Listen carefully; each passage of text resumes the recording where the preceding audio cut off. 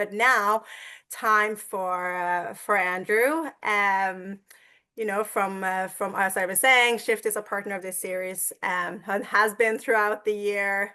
A common theme, I would say, right, Andrew, is we often talk about due diligence, and today you also get to talk to us a bit about this, obviously from the compliance perspective, but also broader guidance that Shift gives on this and how to think about it as you navigate the different regulations. I'll hand it over to you. Thanks so much, Ingrid. Really grateful for the opportunity today. As a brief personal introduction, I joined Shift in February, having worked for global food and drink companies and supermarkets that are major customers of the commodities that are included within the scope of the EUDR.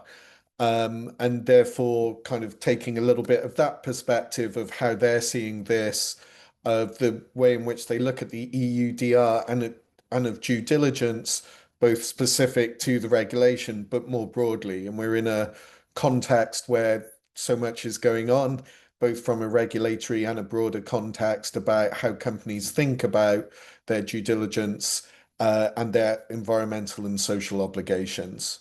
If I could go to the next slide, please. So I just want to start by introducing Shift as an organization. For those that don't know you, as Ingrid said, we've had the pleasure and the opportunity to work with the UNGC, both through their Business and Human Rights Navigator, Accelerator, and through the EU Navigator with a focus on the omnibus. And we do that coming from a human rights perspective and working with businesses, standard setters, and financial institutions to help embed human rights. And our aim is to contribute to a world where business gets done with respect for people's dignity. So my role at Shift is as a senior advisor focused on due diligence.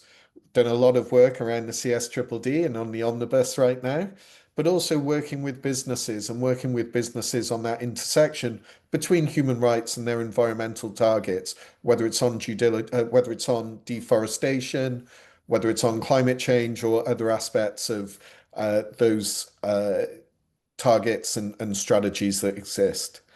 So my aim today is to put EUDR in that wider due diligence context, to look at that legislative landscape and offer some thoughts about what leading companies and those large multinationals at the end of supply chains are thinking about and are doing as they think about EUDR and what good practice looks like. So if I could have the next slide, please.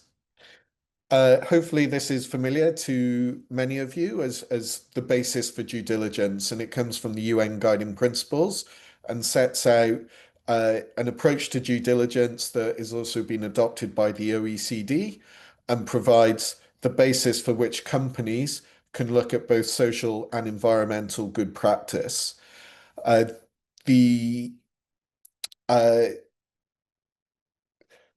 So this basis for due diligence is what we think enables businesses to embed human rights and perform their role to respect human rights and ultimately lead to better outcomes for people. So those aspects that include assessing risks, integrating and acting on those risks, tracking and communicating are all included, at least tangentially, in the EUDR, but they're also included in a wide range of other legislation as well. If I could go to the next slide, please. So we know there's a lot of uncertainty right now about the EUDR, but also for other parts of regulation, including the omnibus. But the regulatory context is a little bit more balanced overall. So while there are some challenges, some uncertainty in Europe, we're actually seeing a lot of progress towards regulatory due diligence in Asia, and including in countries that have a significant forests and links to, I think, the EUDR, and where there will be a lot of interest in places such as Indonesia. So when leading companies are thinking about their due diligence requirements, how they deal with specific legislation, but also their overall approach, they're not just looking at compliance with the EUDR, they're looking at compliance against this large and increasing suite of regulations, as well as those ongoing expectations from investors, from civil society, and from consumers as well. So where does this all lead in terms of what companies are thinking about in a broader term, a broader context of due diligence and the EUDR? If we could go to the next slide, please. A few things that we're seeing is, despite the uncertainty, whether it's with the EUDR, whether it's with the CSDDD in the context of the omnibus, whether it's with other political issues that are going on, there is a good practice guide for companies to adopt. And businesses are using the UNGPs and the due diligence wheel that we saw earlier as the basis for their approach. And one of the roles we are trying to play, along with others, is to ensure that the frameworks and the regulations that come out reward companies that are adopting good practice in terms of adopting that due diligence. So as we engage on omnibus, as we engage on EUDR, as we engage on the forced labour regulation and the guidance that's coming on that, our interest is to support conformity with the UNGPs, and through that, as I say, reward companies and then actors in their value chain who are adopting the UN guiding principles and the approach to due diligence that's there. So if you're not already familiar with that, please, being familiar with that, understanding that that is driving a lot of what the customers at the end of these value chains are using for their approach is really important. One thing that we're seeing as we work with companies on human rights in the context of environmental targets, whether it's on climate change or deforestation, is some companies haven't really joined the dots between ambitious goals or regulatory requirements on environmental issues and the importance of people, but also then the wider context of various pieces of due diligence legislation or action being undertaken in silos by different parts of the business.